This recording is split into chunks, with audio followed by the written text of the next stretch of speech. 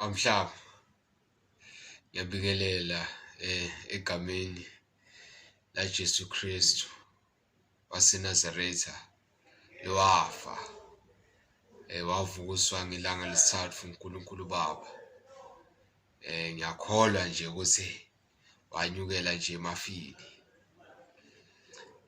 Amnyukela nje emafini avuse nje umtimba wakhe unenkazimulo lesha nje lo sinathi nje sikholela ukuthi nathi masifa noma sivuka umtimba wethu uyoba naleyo nkazimulo lokuthi Kristu wavuswa anayo. Mhlaba nje namuhla nje bengifuna sikhulume ngale ndlela yokuthi kahle kahle ekukholweni uwedwa. Ya kuhle kumnanzi sibazalwane siyahlanganyela ebandleni yabo siyenda tonke tinto sibazalwane kuhle, but at the end of the day uwedwa. Irresponsibility yokuthi wakhe kukholwa kwakho ikuwe, ayikho ebandleni, ayikho kumfundisi, cause uma ulingwa uwedwa, akulingwa libandla, akulingwa wena namfundisi, kepha ulingwa uyi-one and ngule kumele u-acte because uwedwa. So although bantu nje batongihlubuka nje labaningi yabonga le doctrine ukuthi ngingedwa, yindvo nje nami lengayithola kumoya nje ikhonza lenye ilanga kuyiSunday ukuthi kahle kahle lana ngingedwa bafowethu, ngingedwa nje cause indvo lenye lento abantu ukuthi badepende bawambe kakhulu kule ndvo yelisonto. Kuthi kungamfundisi naye uyahlubuka, kuthi kungathiwa hey mfundisi wakho uyaphuza, hey mfundisi wakho ende ini naye ekholeni uyahlubuka soyakulahla khona ukuthi hayi ayikho le ndvo lena. Sizathu vele ubungakakhi kuJesu, wena nje uyakhe ebandleni wakha kumfundisi. Kanti into lebalekile ukuthi bantfu bakhe budlelwane babo, awunkosi yami, bantfu bakhe budlelwane namoya. Uyabona, bakhe budlelwane namoya longcwele. Ya kuhle ukuthi siyahlanganyela ebandleni because yabo lo muntu wakushumayela waphenduka, wakushumayela waphenduka. Ngasende ngakusase ekholeni okube na something lemkhubako lemphazamisayo. And then wena because awunabo ubudlelwane namoya nje, wena ubulanzelela lowo muntu, ukukhola kwakho awukakuyakhi nje, uhamba ngekulonga emsebenzi yalomunye umuntu and then ubese akhoni kuma. So ngileyo nje indvo mhlaba libe nginayo ukuthi kahle kahle yebo sisekholeni but ekugcineni uwedwa. Yebo siyakhonza sihlangane ebazalwane kumnanzi sishumayelane but ekugcineni uwedwa. So ngakhotha nje amavesi lamaningi eBhayibhelini nje lakhombisa ukuthi uwedwa. Yabona Jesu makashumayela akashi uthi yena lofuna kuphila uyakulahlekelwa ngikho. Yabona akasho isilibandla igroup uthi lowo, yabona, asilo lofuna kuphila uyakulahlekelwa ngikho, asiyona lo lahlekelwa kuphila kwakhe ngenxa yami uyakuthola egcineni. Yabona nje masekabuya nje ato reward umuntu uthi uwedwa mfowethu. Yebo kodwa kuhle sikhonze emabandleni Zayoni sindisiwe wathi akusilo libandla laKristu lelo phela. Hey, libandla laKristu is the invisible church, is the invisible. Yasi ngesingakhonza nje boZayoni bowathi bemlazi, yabo nje but ekugcineni uwedwa nje. Jesu makade kutulanza libandla, akithi kutulanza libandla lasesindisiwe ola seZayoni ola kuphi kepha utulanza lowo nalowo lokuthi yena uyakhile budlelwane bamoya kuJesu. So asengamosha isikhathi mhlaba, angifunze la iBhayibheli ngoba siyakholwa bazalwane. Asifunze iBhayibheli kubaseKorinti la Pawula babhalela khona ngikulingwa. BaseKorinti beqala ngichapter 10. So liqala nje laphana kuverse 11 mhlaba. Manga la asiqale.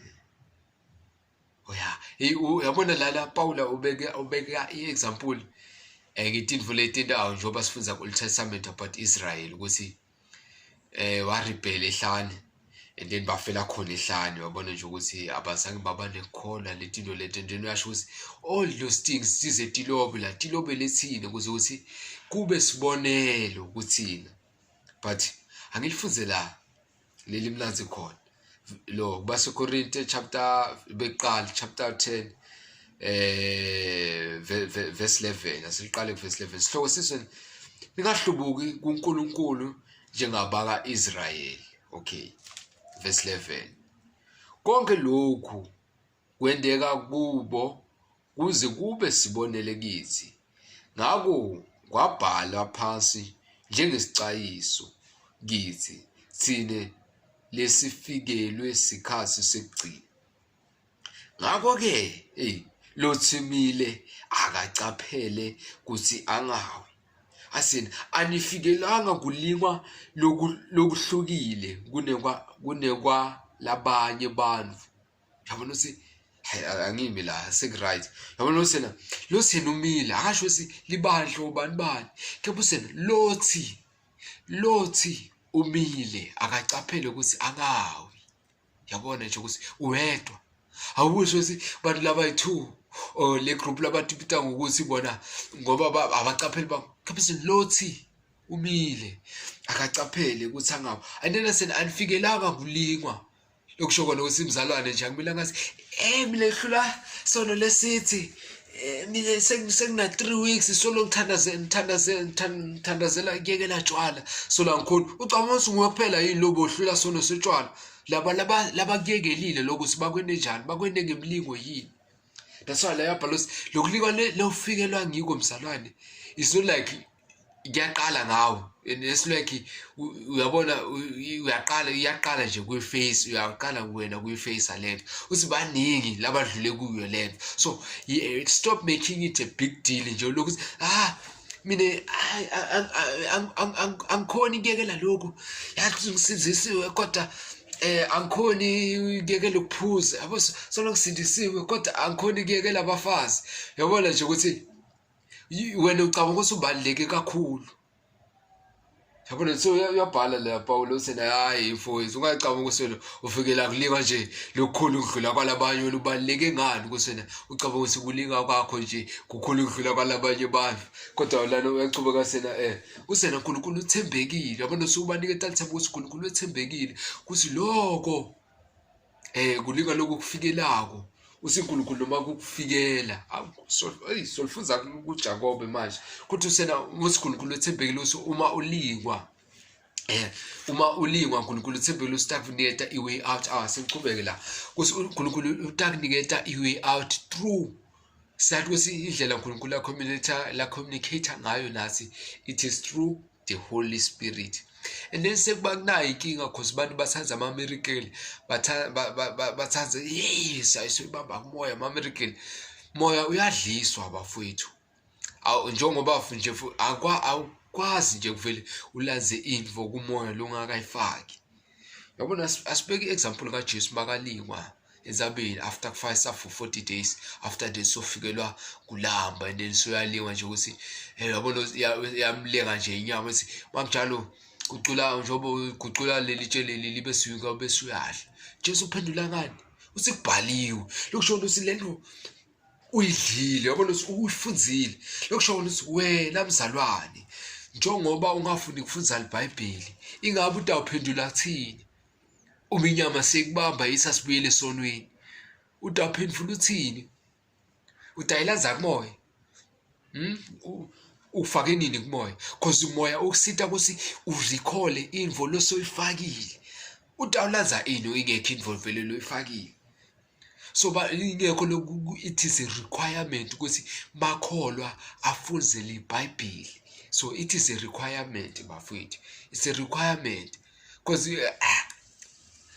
it is impossible ukuthi umuntu abe yiChristian without ufunza iBhayibheli. Hayi ngimfisela ihlahla lo njalo so asilifuze kuJakobe lana silifuze kuJakobe nje It's one of the verses nami la ngikhulula nje angikhulula ngaqonza evangelini ukuthi wacaba ukuthi uspecial kakhulu wena uthi mina uNkulunkulu angikhoni kuyekela tshwala, mina uNkulunkulu angikhoni kuyekela lokhu, ha uNkulunkulu kuse kube kunini kunjena. Ucaba ukuthi nguwe kuphela yini? Ubaleke kangakanani wena kunalabanye?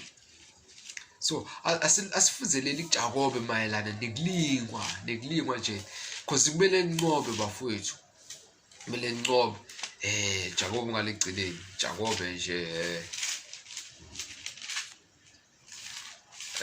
ya sifuze Jakobe 1. So qala Jakobe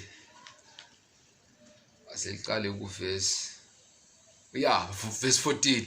Awufuzela asibuke la Jakobe ukhuluma ngekulingwa, kepha ngulowo nalowo ulingwa ahuwe dinkani kwetakhe. Kepha ngulowo nalowo ulingwa ahuwe dinkanuko takhe adudeke. Nangabe inkanuko seyithathile idala sono naso siphele sono nase siphelele sidala kufa.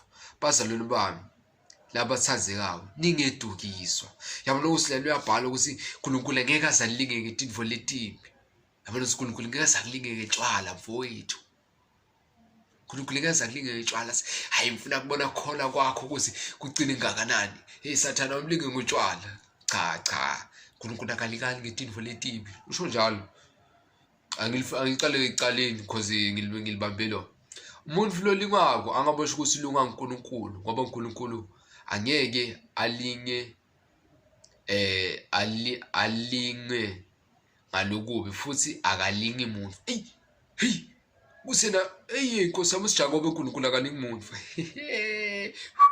Hey lese kunebala abacabasiwe babona balo bakholo kakhulu noma livangeli balamukele ngalenye indlela. Mina ngikhona ikuyekela lokhu, mina ngikhona ikuyekela lokhu. And then usena lana ngoba ngilo and then usena mawulingwa, uma ulingwa usukulikwa dinkanuko takho. Hey ukusho ngileti imvulo lotidlako nje lohamba nje uyinkanuko yemehlo nje ukuthi uyahamba nje waboza and then bese uyalingeka. Yabona then sewusena ngoba usulingwa uNkulunkulu mfethu. Lokho invo the biggest enemy that you have to face kakhulu ekholeni it's yourself. It's yourself mfowethu. Yabona nje wazi wakhona ukuthi bamba utaphumelela evangelini. Yabona utaphumelela mfethu uconfront nje ukuthi yabona invo lesona ngiyabheda kuyo, invo lesona kumele ngiyeke and uyekele wena. If okay asengibeke example if utolo tohlala ubukela maybe ma models ku Instagram ngeke uzofikele inkanuko yini, ngeke zikufikele itakufikele because you are busy feeding yourself tinto nje leti tovele tikholele kulingweni. And then mase kufika kona lekulingwa lokungasakhona ukuphendula ngelivi nelibhayibheli because wena ulokhu ufakase itinto entasemhlabeni nje ekumele ukuthi udle moya. Dluwe moya nje isinomili because sisembini lana ukuthi isinomi inyama ikulinga ukhone kulwa nayo uyinqobe because uyabhala phalo sethi hawu maye ngilifunze kuba seRoma 7 bafowethu, kuba seRoma 7 uyabhala Paulo mayelana nekulwa nenyama usho uthi azathi lokhu lengithanza kukwenda angikwendi, lokhu lengafuna ukukwenda ngithola sengikwenda. Ezathi maye ngilifunze ngikuxolele mhlaba, ngikuxolele ukuthi ngifuna ukukufunza konke nje lokumoya, angifuni kushiya lutho. So ngifuna cover yonke into nje lekumoya. Base Roma chapter 7.